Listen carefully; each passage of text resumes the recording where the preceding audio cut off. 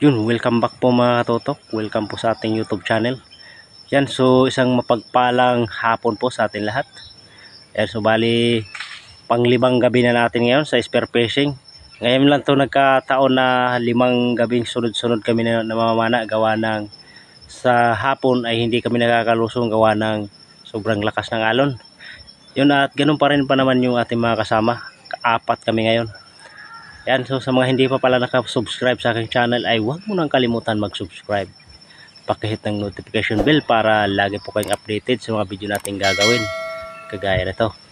Yan, so medyo mahangin-hangin yung amihan dito sa amin pero susubukan lang natin kung hindi maalon.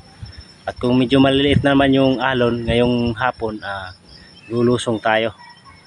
Yan. Abang-abang lang mga katutok pag punta natin dun sa spot. So yun mga katutok, nandito na tayo sa spot. Ito yung spot namin na pinaglulusungan namin lagi pagkabagat na yung hangin. Nandito kami sa Barangay Pawikan. Yan, so shoutout pala dyan sa mga taga Barangay Pawikan. Shoutout sa inyo lahat. At yan sobrang lakas po ng hangin at saka alon mga katutok. So babalik sana kami kaso sobrang layo na kung babalik pa kami.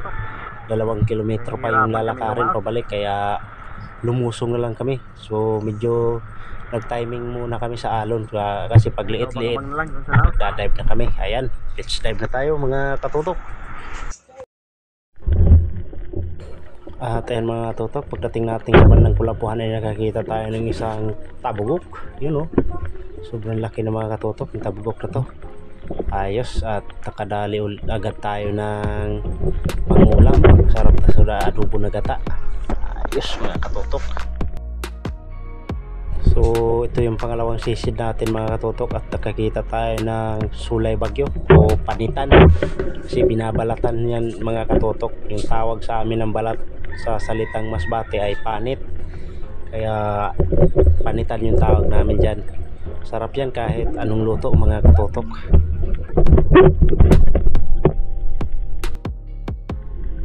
Ayan, sisid ulit tayo mga katutok. At nakakita tayo ng isang danggit. Yan, malapad-lapad na rin. So tawag namin dyan ay bulawis.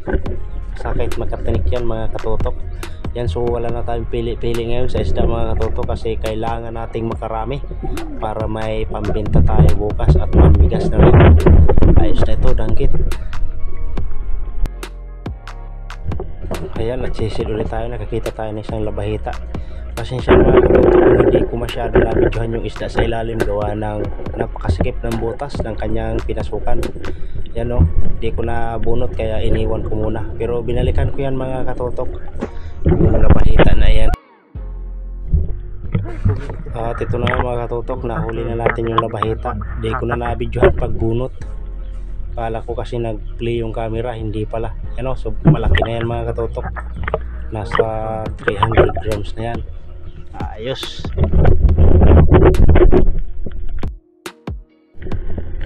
At ayan mga katutok, nakadali ulit tayo ng isang labahita. Di natin nabidyohan pag paano gawa ng biglaan yung pagdaan niya sa harap ko. Lumabas siya sa bato mga katutok. Nasilip ko to kasi sa ilalim siya ng bato. Pagbalik ko, nasa labas na siya kaya hindi ko na i-play yung camera. So yan mga katutok, nakakita tayo ng ipos-ipos o saging-saging. Ito yung isang uri ng saging-saging na hindi na masyado gaano lumalaki. Good size na to mga katutok, yung itong klase ng saging-saging ngayon hindi na gaano lumalaki yung isang klase ng saging-saging na yan mga katutok. Masarap rin yan kahit sa anong luto. So na rin yan mga katutok.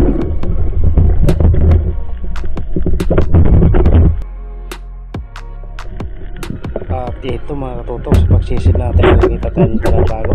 Yun pansin nyo yung galaw ng mga halaman sa ilalim mga katutok. Sobrang lalaki ng gulong sa ilalim. Yan, at nakadali na tayo ng talagbago. Pandagdag na rin ito mga katutok. At ayun, sa katabi ng pinanaan natin ng Talagbago ay mayroong silay. Silay po yan kung tawagin sa amin. May katabi din siyang dalagang bukid pero hindi ko pinana. Magawa ng maliit pa. Ayan. Ayos, at palagi tayong nakakapana para bawat sisi. At nakapana nga tayo ng isang lipti mga katotok. Yun, malaki na. 2 piraso yan magkatabi sa ilalim ng table corals. Hindi ko na na-videohan yan mga katotok. Gawa ng sobrang ilaw ng isda na yan dito sa amin. Makakita lang ng ilaw ng flashlight ay kumakaripas agad yan ng takbo. Ay, nang langoy pala. Pero malaki na yan. Hindi ko nahuli yung isa. Ayos na to. So ayan mga katotok, sisid ulit tayo at nakakita tayo ng malapad na bukid. Sa pool. Ayos, kukuling din siya mga katotok. Medyo may kalabuan na yung tubig sa ibabaw ganang lakas ng gulong, pero ayos pa rin at nakakahuli pa naman tayo. Ayan, sisid ulit tayo mga katotok at nakakita tayo ng isang kanuping. Yun, nasa ilalim ng table corals na wala na, natutupok na na table corals. Yun, laki. Ayos, medyo nakarami-rami na tayo ng huli. Wala na tayong pili-pili sa isda gawa ng wala tayong pambili. Ayos, maibenta na ito bukas.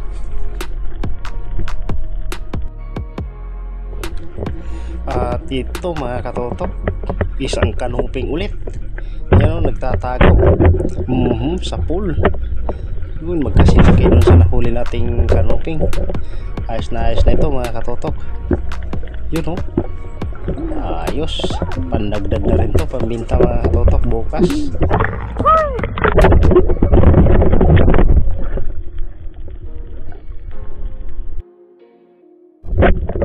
At ayan mga katutok, nakadali tayo ng isang samaral.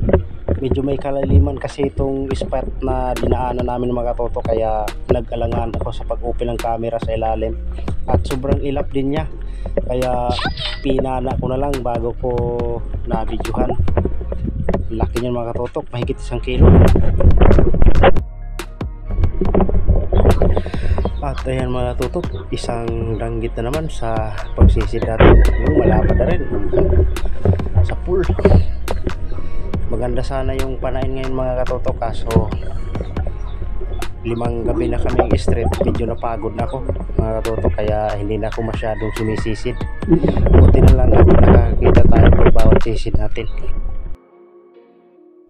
At ito mga katutok, nakakita tayo ng isang budlatan to kung tawagin sa amin. Naibaba pala masyado yung camera, hindi na pinapokusan. Yung nakawala pa mga katutok. At ito binalikan natin, so wala na pala siya, pahinga na. Sa pool ka, kakawala ka pa ha, pangulam ka na, paksiw ka na. Ayos, at nahuli pa rin natin mga katotok.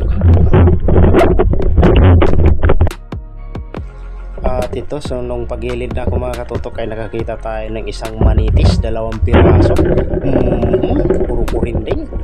Ayos, laki nito, 2 piraso. Yun, nakawala ulit mga katotok. Sayang, 1 piraso lang yung nahuli natin at buntik pa rin ulit mga katotok. Buti na lang at nahawakan ko at nahingangat ko yung tunod ko. Yun at nahuli natin.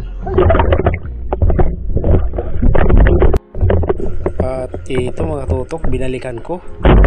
So hindi pa rin tinamaan. Yun, wala na, mahina na siya mga katotok. Sinubukan ko pa rin habulin, kaso hindi na talaga siya nagpahuli. Bahala ka dyan, pagod na ako.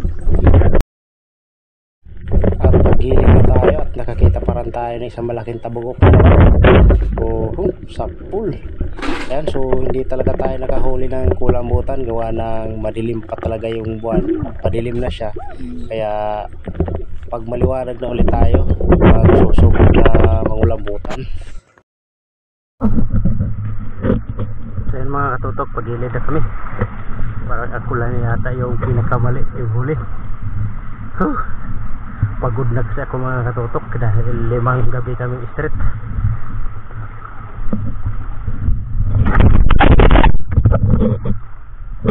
So doon din yung huli namin sa gilid.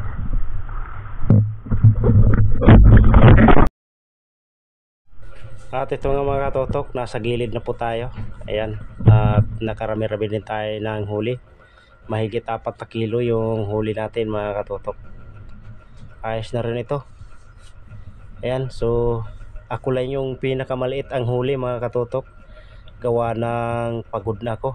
5 gabi kasi kaming straight. Ayan, so bali yung nakikita nyo yung dalawang mulmul na yan, pinana ko na mga katotok dahil taghirap talaga. Wala na kaming pili-pili sa isda, wala kaming maibenta. Kaya maraming salamat sa panonood and thank you for watching mga katotok.